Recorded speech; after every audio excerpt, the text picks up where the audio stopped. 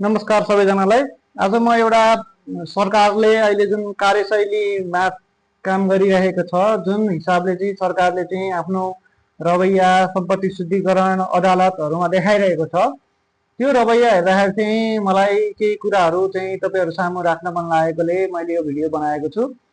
जस्तो अहिलेको सरकार चाहिँ ले जुन हिसाबले काम गरिरहेको छ, यसले चाहिँ हाम्रो जुन समाज छ त्यो समाजलाई चाहिँ एउटा यस्तो दिशातर्फ डोर्याउन खोजिरहेको छ, जुन दिशातर्फ गइसकेपछि चाहिँ हाम्रो जुन सिस्टम छ, सिस्टम चाहिँ सबै कोल्याप्स गराउने र सिस्टमलाई नै कब्जामा लिने सबै हैन। जस्तो हाम्रो जुन सिस्टमहरू छ, व्यवस्थापिका, कार्यपालिका, न्यायपालिका, त्यसपछि हाम्रो मिडिया र जनताहरूलाई चाहिँ एउटा यस्तो न्यारेटिभ सेट गर्ने कि जसले गर्दाखेरि चाहिँ उसले गरेको सबै कामहरू चाहिँ ठिक, सरकारले गरेको सबै काम चाहिँ ठिक, र आजभन्दा अगाडि जसले चाहिँ बसेर काम गरिरहेका थिए अथवा जसले चाहिँ आजको सरकारले गरेको कार्यशैलीमाथि चाहिँ प्रश्न उठाइरहेछन्, ती मान्छे चाहिँ बेठिक भन्नेतिर चाहिँ सरकार गइरहेको छ। सरकारले चाहिँ अहिले यो हाम्रो जुन संसद, जसलाई चाहिँ एउटा जनताको प्रतिनिधिहरूको थलो पनि हो, त्यहाँ गएर सरकार प्रमुखले जुन प्रश्नहरूको उत्तर दिनुपर्ने हो, त्यो प्रश्नहरूबाट पनि सरकार प्रमुख चाहिँ भागिरहेको अवस्था छ। अब उहाँहरूको एउटा जुन ग्रुप छ, त्यसले चाहिँ के भनिरहेछ भने सरकारले चाहिँ काम गरिरहेको छ र सरकारसँग यति फुर्सद पनि छैन कि आएर चाहिँ ती जनप्रतिनिधिहरूले सोधेको प्रश्नहरूको उत्तर दिने फुर्सद पनि सरकारसँग छैन। सरकार त काम गर्नमा व्यस्त छ। सरकारले चाहिँ यस्ता सामान्य प्रश्नहरूको के उत्तर दिने हो त भन्ने खालको न्यारेटिभ पनि मिडियामा चाहिँ सेट गर्न खोजिरहेको छ। जस्तो प्रधानमन्त्रीले संसदमा आएका प्रश्नहरूको उत्तर दिनु चाहिँ प्रधानमन्त्रीको नैतिक, कानुनी र संवैधानिक पनि उसको दायित्व हो। उसले चाहिँ संसदमा उठेका प्रश्नहरूको चाहिँ म जवाब दिन्न, म चाहिँ व्यस्त छु भन्ने खालको कुरा चाहिँ गर्न मिल्दैन र उसले चाहिँ कुनै पनि प्रश्नहरूको चाहिँ उत्तर नदिइकन उसले के गरिरहेछ त भन्दाखेरि त्यो प्रश्नहरूलाई टालिरहेको छ। तर कोही व्यक्तिले चाहिँ मैले के गर्न खोजिरहेको छु, यो पछिको मेरो स्टेप यो हो, म चाहिँ यसरी चाहिँ राज्यको सिस्टम चाहिँ यसरी क्रिएट गर्न खोज्दैछु भन्ने कुरा चाहिँ आइडिया त सेयर गर्नु पर्यो नि त कमसेकम, हैन। संसदले प्रश्न सोधिसकेपछि हामीले चाहिँ यो गर्दैछौँ, यो गर्छौँ, यो गर्न सकिएन भने यो बेलामा चाहिँ तपाईँहरू प्रश्न गर्नु होला भनेर चाहिँ भन्नु पर्यो नि त। अब अहिलेको बालनजीले चाहिँ यस्तो नगर्नुको मुख्य कारण भनेर चाहिँ दुईटा हुन सक्छ। एउटा भने चाहिँ कि चाहिँ उहाँ ती प्रश्नहरूको उत्तर दिन सक्षम हुनुहुन्न, त्यो कारणले उहाँले चाहिँ के गरिराख्नु भएको त भन्दाखेरि यो प्रश्नहरूको म उत्तर दिन्न भनेर बसिराख्नु भएको छ। कि चाहिँ उहाँसँग यति धैर्यवान हुनुहुन्छ उहाँ र उहाँले यति सूक्ष्म तरिकाले काम गरिराख्नु भएको छ कि उहाँलाई जसले आएर लम्काए पनि, जसले आएर प्रश्न गरे पनि उहाँ चाहिँ इग्नोर गर्न सक्नुहुन्छ। तर मैले बुझेको बालेन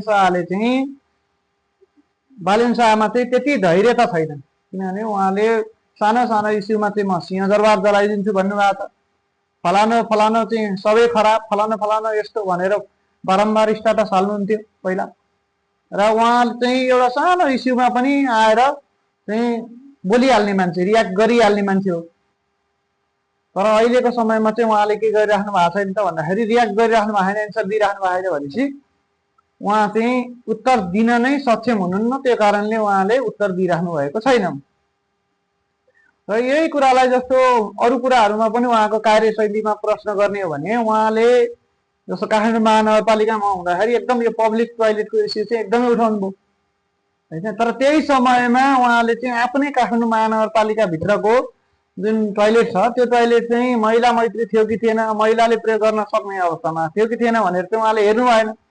उहाँले सधैँ के भन्नुभयो त भन्दाखेरि बाहिरका कुराहरू मात्रै गर्नुभयो। आफू जस्तो अहिले पनि, अहिलेको समयमा पनि कुनै पब्लिक स्पेसमा, कुनै सरकारी कार्यालयमा गएर उहाँले हेर्दा हुन्छ कि ती सरकारी कार्यालयका जुन शौचालयहरू छन् ती चाहिँ महिलाले सहजतापूर्वक प्रयोग गर्न सक्ने खालका छन् त कि छैनन्।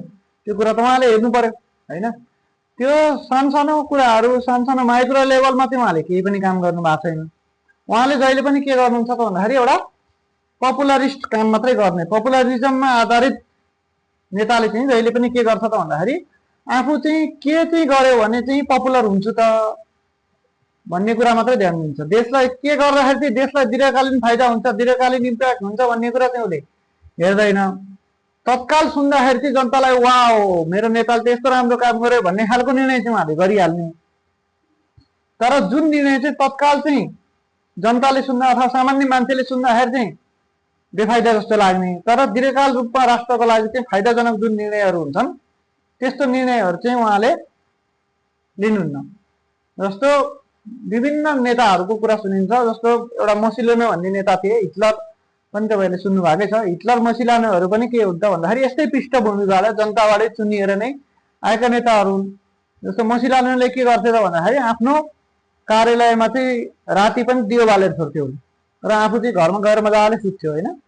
त्यो चाहिँ किन त भन्दाखेरि जनताले चाहिँ के भन्नु त भन्दाखेरि वा मेरो नेताले चाहिँ राति पनि जनताको सेवाको लागि अफिसमै बसेर काम गरिरहेको छ भन्ने देखाउनलाई चाहिँ उसले के गर्थ्यो बत्ती बालेर छोड्थ्यो। तर आफू चाहिँ के गरिरहेको हुन्थ्यो घरमा गएर सुतिरहेको हुन्थ्यो। अब अहिलेको सरकारले पनि के गरिरहेछ त भन्दाखेरि ट्याक्कै देखावटी काम गरिरहेछ। तर हामी चाहँदैनौँ कि सरकारले देखावटी काम गरोस्। हामी के चाहन्छौँ त भन्दाखेरि सरकारले ठिक काम गरोस्, सरकारले माइक्रो लेभलमा काम गरोस् र सरकार चाहिँ तानाशाही हुनेतर्फ चाहिँ नलागोस्। यदि सरकारले तानाशाही हुने मनोवृत्ति बनाएको छ भने नेपाल जस्तो समाजमा चाहिँ, नेपाल जस्तो विभाजित समाजमा चाहिँ उसले चाहिँ त्यसरी तानाशाही प्रवृत्तिबाट धेरै समय राज्य गर्न सक्दैन। जस्तो उसले के गतिविधि गरिरहेछ त भन्दाखेरि राज्यलाई चाहिँ माइक्रो लेभलमा सुधार गर्नुभन्दा पनि उसले चाहिँ प्रोपोगन्डाबाट चाहिँ राज्यलाई नियन्त्रण गर्नतर्फ चाहिँ अहिलेको सरकार लागिरहेको छ होइन। यसले चाहिँ हाम्रो जुन समाज छ त्यो विभाजित र एक्लिएको छ, त्यो समाजलाई चाहिँ आत्मसमर्पणतर्फ चाहिँ उन्मुख गराउन यसले त्यो सरकारले खोजिरहेको चाहिँ अहिले अवस्था छ होइन। अब सरकारले यदि चाहिँ व्यक्तिलाई चाहिँ आत्मसमर्पणतर्फ लाने र आफूले चाहिँ एउटा सर्वसत्तावाद बनाउने, आफू नै सर्वभौम हुँ म नै सबैभन्दा माथि हुँ भन्ने चाहिँ एउटा न्यारेटिभ सेट गर्न खोजिरहेको हो भने त्यो चाहिँ अहिले सम्भव छैन।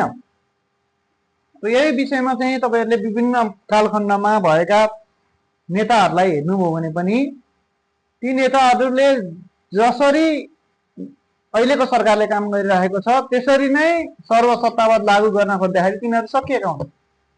केपी ओली सरकारसँग पनि दुईटियाइ थियो, तर केपी ओली सरकारले पनि के गर्न खोज्यो त भन्दाखेरि सर्वसत्तावाद लागू गर्न खोज्यो।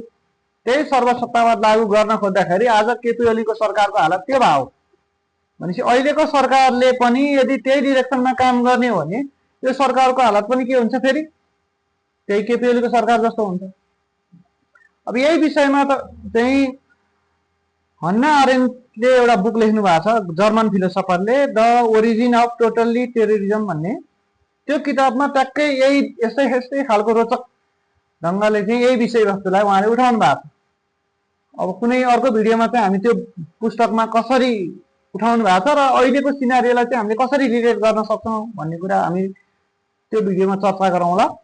अहिलेको सरकारले एकदम माइक्रो लेभलमा काम गरोस्, जनताको हितमा काम गरोस् र पपुलरिस्ट हिसाबले चाहिँ काम नगरोस् भन्ने नै हाम्रो शुभेच्छा हो सरकारलाई। धन्यवाद।